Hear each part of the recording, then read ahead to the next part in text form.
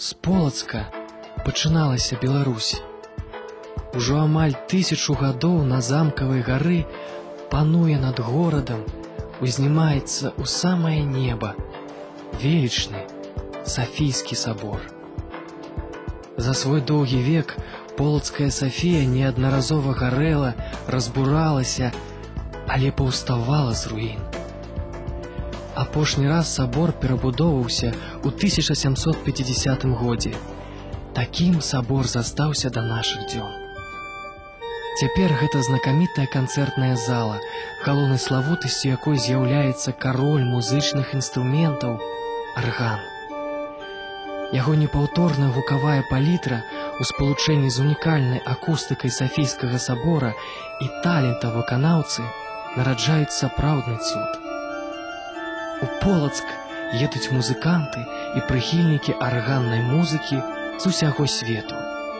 Едуць, каб атрымаць асалоду ад чароўных гукаў полацкага аргана і ў каторы раз трапіць у палон велічнай прыгажосці Полацкай Сафіі, самай старажытнай мураванай пабудовы на беларускай зямлі.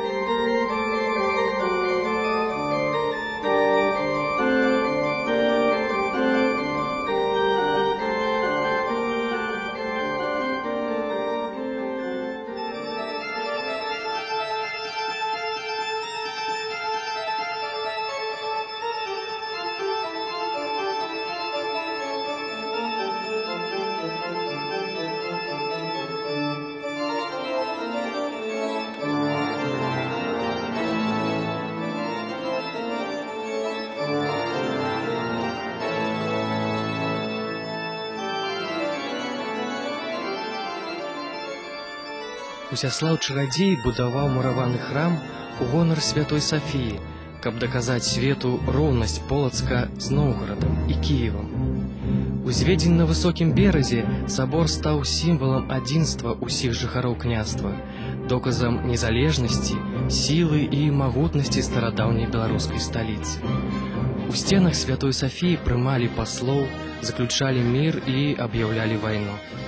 Тут каралі здраднікаў і услаўлялі лепшых сыноў полацкай зямлі. Тут складалі летапісы і перапісвалі кнігі. У Полацкім саборы святой Сафіі ў той час знаходзілася бібліятэка, старэйшая і багацейшая не толькі на Русі, але і ва ўсёй Еўропе. Аб пашырэнні гэтай рукапіснай скарбніцы дбала і ўнучка Усяслава, найпадобная Ефрасіня Полацкая. Як паведамляе нам жыццє, у Сафійскім саборы святая пачала сваімі рукамі перапісваць свяшчэнныя і богаслужэбныя кнігі. У сценах Полацкай Сафіі Ефрасіня адкрыла скрыпторый майстэрню, дзе працавалі майстры кніжнай справы апантаннай высокай ідэі данесці да людскіх сэрцаў хрысціянскае слова. Ва ўсе часы Полацк быў надзіва багаты на таленты, а лепшыя сыны яго, асветнікі, навукоўцы, пісьменнікі, годна выглядалі і ў Еўропе, і ва ўсім свеце, дасягаючы вялікіх поспехаў.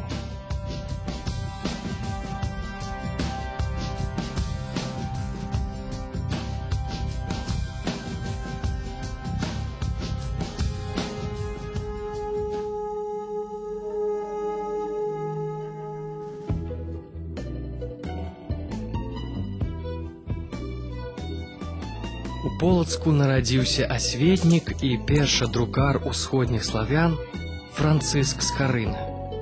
Выхадца са знатнага купецкага роду, пазней доктар медыцынскіх і вольных навук, ён стварыў у Празе першае ў гісторыі беларускае выдавецтва, дзе надрукаваў на роднай мове 23 кнігі Бібліі. Біблія руска, выложаная доктором Францыскай Скарынаю і славного града Полацка, Богу к чти і людям паспалітым к добраму научению. Ён быў першым, хто прынёс друкаванае слова свайму народу. Скарына ўсё сваё жыццё прысвяціў пашырэнню асветы сярод сваіх землякоў. У Бібліі ён бачыў шматвяковы духоўны вопыт чалавецтва, крыніцу мудрасці, навукі і філасофіі. І нават далёка ад сваёй радзімы Скарына заўсёды падкрэсліваў, што ён сын слаўнага Полацка, і ганарыўся ягонымі людзьмі паспалітымі. Понеже от приражения звери, ходящие в пустыне, знают ямы своя, птицы, летающие по воздуху, ведают гнезда своя, рыбы, плавающие по морю и в реках, чуют виры своя, пчелы и тым подобное боронять ульев своих, так уже и люди, и где зродилися, и ускормлены суть по Бозе, к тому месту великую ласку мают.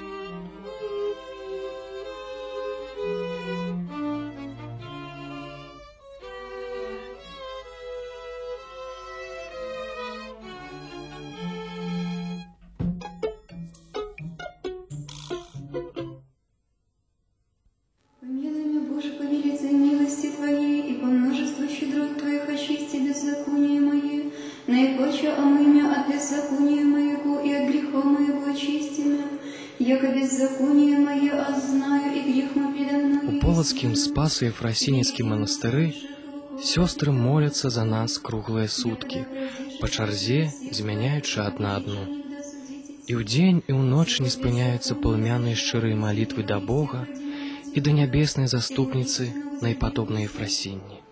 Безвестная и тайная премудрости Твоей я явил Мессии, окропиши меня соком и очищуся, омыешь меня, паче снегу уберюся, слуху моему дайся радости и веселье, возрадуются кости с ним. Як и сотни годов тому, святая Ефросинья освятляя своей любовью и литостью житё людей родной земли, застаецца их опякункой и збаўцай. З глыбіні стагоддзяў зяе нам нязгасны свет яе любові, веры и духовной мудрости. Тысячи паломников з усяго свету едуць у святую Полацкую обитель, каб поклониться мощам наиподобнейшей Ефросиньи. Едуць хворые з надеей на дзівоснае вылячэнне, едуць разгубленные с гарачым жаданнем знайсці душевный спокой. Сёстры Ефросиньскага монастыра неаднойчы былі сведкамі незвычайных дзівосаў, якія адбываюцца для мощей святой Ефросиньи.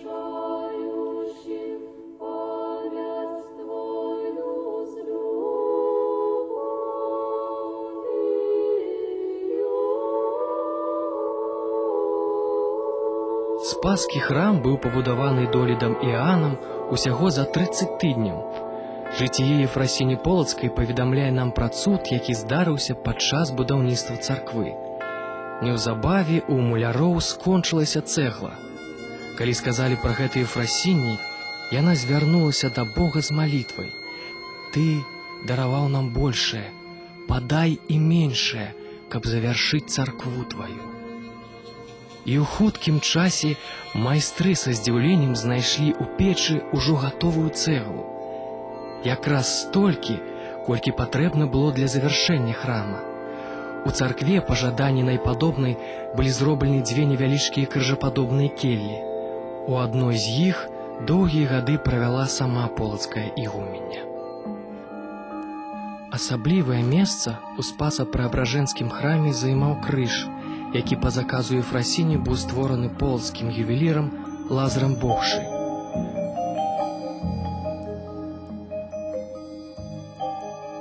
Рэлігійная і духоўная святыня беларусаў была зроблена як каўчэг для захавання хрысціянскіх рэліквій.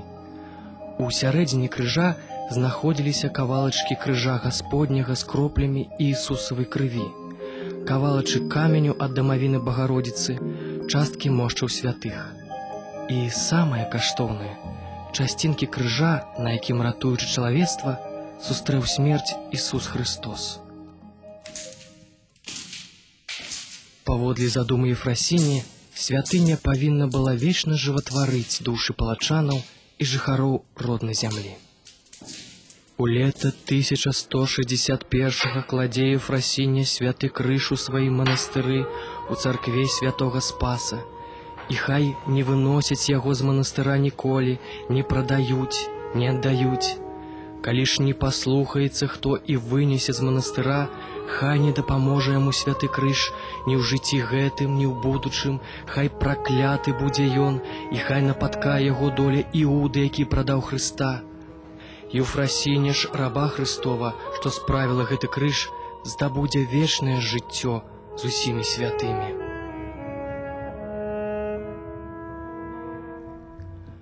Але страх перад Божай караю быў несімагутны.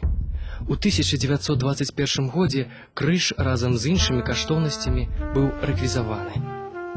Да пачатку Вялікай Айчыны ён знаходзіўся ў Магілёве, адтуль у 1941 годзе знік пры нявысветленых абставінах. Праз паўстагоддзя было вырашана крыж узнавіць.